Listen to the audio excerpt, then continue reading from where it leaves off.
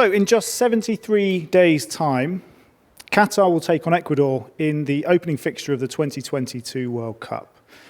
Kicking off a tournament that will feature 32 teams and 64 matches played in 8 stadiums throughout November and December.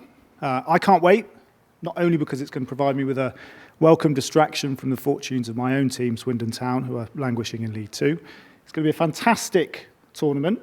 And to tell us all about their production plans for Qatar, I'm delighted to be joined on stage by Florin Mitu, FIFA Head of Host Broadcast Production, and Dan Miodownik, HBS Chief Executive. Thank you very much for joining us. So over the next 20 minutes or so, they'll share with us their plans for capturing all of the action from Qatar. Florin and Dan, thank you very much for taking the time. But we're going to start, if we may, with a very quick video. So, Florin, closer than ever before was that last line in the video. And it mentioned as well that I think the longest distance between any of the stadiums was, 40 miles, I think the furthest that any of the stadiums are, which is a considerable difference to Russia, of course, where it was about 1,500 miles, I think. So what does that proximity mean for you? What sort of impact does that have on the way that you're approaching the production? It still feels a long drive when you come back after the match at midnight. But nevertheless, indeed, the compact nature of this FIFA World Cup presented many challenges, but also opportunities. And if we were to start with the opportunities, the video has also already featured 2 of them, which I would like to mention.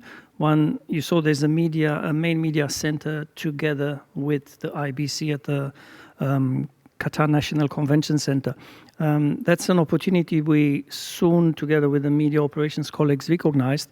All the media will be there in one place. They would like to see as many matches as possible.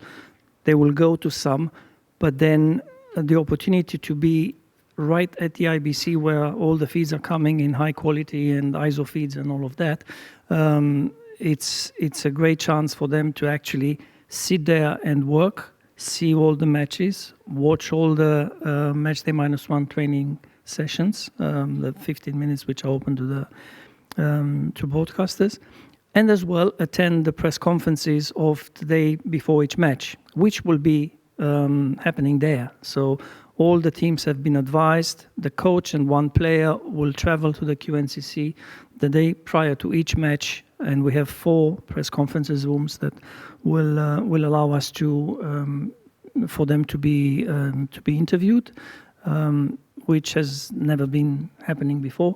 Again, they can always jump on a metro and go pretty much to any stadium within a short distance. So yeah, within 1 hour they can move from the desk in the media center into the seat in the media tribune. Of course, we will still have media centers at each stadiums, which are the traditional way the World Cup has operated in the past. But we created this new opportunity for the media to be located together with the broadcasters as well, separated but together, and they can interact. So, journalists from a country, they know each other. Sometimes the journalists from written media, they contribute to broadcast as well. So it facilitates all that process. The other thing that was seen on the video is this FIFA Fan Fest. So as opposed to previous World Cups where each host city within a host country had the Fan Fest, now there's only one. So all the fans from all the nations are in that one city. And this is the place to be to watch matches when you're not in a stadium. Speaking about fans, that was another opportunity that we clearly recognized pretty early. The fans will all be in the same city, in the same little country. So that, again, has never happened before. Normally you have the 2 teams that will play the next match and the other 2 from the same group, maybe. It opened the door for us to rethink the way we cover the fans. And actually that's a message we got pretty strongly from the broadcasters. They wanted us to invest as much as possible in gathering fans' footage and bring them back to the IBC, make that available to them, right? Yes, correct. Afternoon all. Swindon Town, I feel your pain. with every event, there comes a different opportunity and different expectation. And the expectation clearly from the broadcasters is they see this unique opportunity of a single event to really explore it. They see fans as being the center of it, and that's across the board. So there is a massive investment in really opening the door behind the fans' journey, whether it's in the souk or on the metro, coming up to the game, in the game, around the match. There'll be a significant amount of resources invested into really extending the experience for broadcasters, because again, our job is to help them do their job. And we need to keep one eye on that, which is we're not broadcasters. We're helping them do what they want to achieve with their audience. So you'll see significantly more content around the fan journey. You'll see significantly more pre-match around the teams leaving the hotels, with drones, with helicopters, with motorbikes following buses, because we really want to extend that experience, that build up to the game, because it seems to be so important to all broadcasters and their expectation of the event. And in order to create a home for all this fan footage, we created a new channel as part of the multi-package channel that exists at every single World Cup, which is the fan coverage channel, where, if you take that feed, you pretty much have fans from all the countries that play that day featured, and in all the instances that Dan has mentioned. And as well as that very sort of tight geographical setup, there's the shorter timescales as well, isn't there? So 28 days, is that right? That this is it's 29 now, because the opening match has been the date of the opening match has been advanced. It's now the day before it was planned to be. So now we have an opening match standing on its own, like it always used to be at the World Cup. Yeah. But it's still a short period. You're right. Yes. Yeah. So what does that mean for the way that you're approaching things? Well, maybe not something that comes clearly to the mind of somebody in the broadcast industry, but the game is played on grass. Now, every stadium will see up to 6 or 7 consecutive back-to-back matches within 3 days. So you get a match, then a rest day for the grass, and another match, and then the rest days. After 6 or 7 matches is the first time when the pitches will eventually get 2 back-to-backs, 3 days, which of course means that, you don't need to be an expert in lawn maintenance to realize that pushes the boundaries of grass regeneration. So it's been then decided that the activities that usually used to take place at the stadiums the day before the match, the so-called match day -1 activities, training sessions, press conferences, they will not be happening in the stadiums. So that created the challenge of the host country to find 32 training grounds, so 1 per team, elsewhere, not in the stadiums.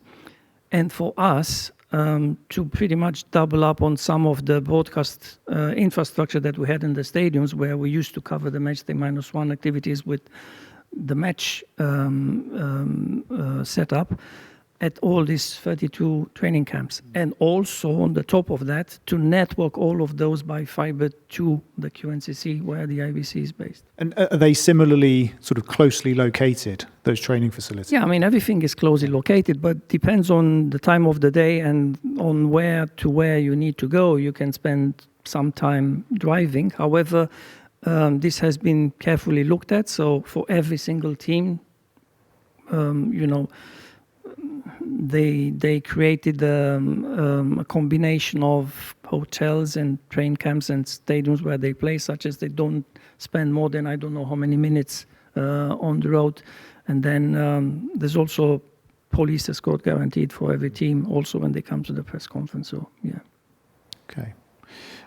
Dan, I wanted to ask you now about formats, if I may. So can you give us a little bit of a steer on how the coverage will be produced and what the outputs are going to be and how it's going to be delivered? So it was a very deep discussion, albeit taken as it always is 2.5, 3 years beforehand, because you're trying to both forecast where broadcast is going and also where technology is going. We also know that World Cups and Olympics and other big events present a great opportunity for that regeneration, that opportunity to really introduce both into the chain of how equipment is available, also looking at what the broadcasters who are broadcasting this event are doing as opposed to maybe paid TV channels.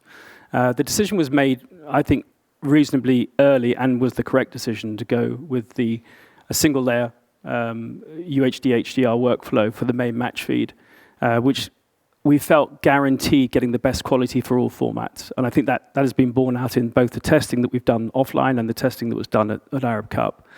However, being practical, you can't, from a equipment availability, from a financial, logistical and operational point of view, have that for an event the size that we've talked about here, with that sheer number of equipment, people, camps, games taking place. So the rest of the footage will all be 1080p HDR, so all the multi-feeds, or the media server, all the NG content, all the Matchday -1, that is all going to be in 1080p, which again, I think the industry recognizes, and we've seen this from previous presentations here, as being very reasonable, while it's still at the same time delivering that very highest quality that you're going to need for all those for whom that quality is important for how they're promoting the event. And just one thing to mention, and it's a bit techie, and hands up, I'm not a techie person, but I think it's worth mentioning for some of the people in this audience. One of the more delicate topics was lookup tables. So you're sympathetically dealing with color between the different formats, especially between HDR and SDR, and everyone has a different view on this. In the end, we've come up with an optimized one, which we feel deals with the needs of the many, but we're being practical here. It's a World Cup. There are a lot of broadcasters with different expectations, and that's one of those areas where the industry still needs to align, because it is a complication, but it's also something where you have to compromise. And on the UHD side of things, do you have any sense of how many takers you'll have? What's the kind of demand for that?